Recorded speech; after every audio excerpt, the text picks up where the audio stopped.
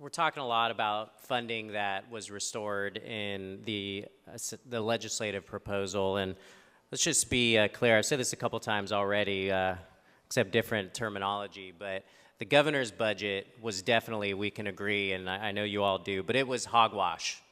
But what this budget does is it puts lipstick on the pig, and it's really restoring funding is just from his draconian cuts that he was making in the first place. They were crazy.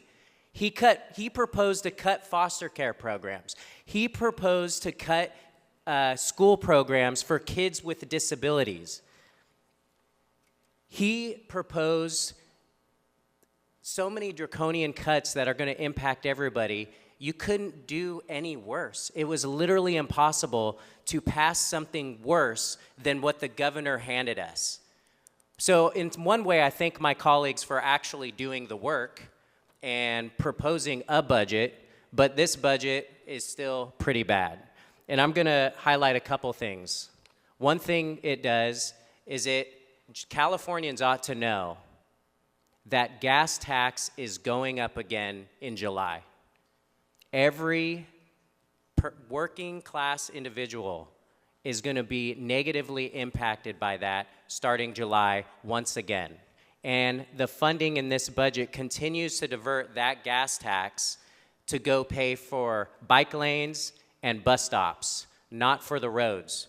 I got rocks hitting windshields in my district, dozens and dozens and dozens and dozens of claims. Not a single claim has been paid, despite the state of California acknowledging that it was lack of maintenance causing those problems. Also, one thing that my colleague from Corona said made me mad.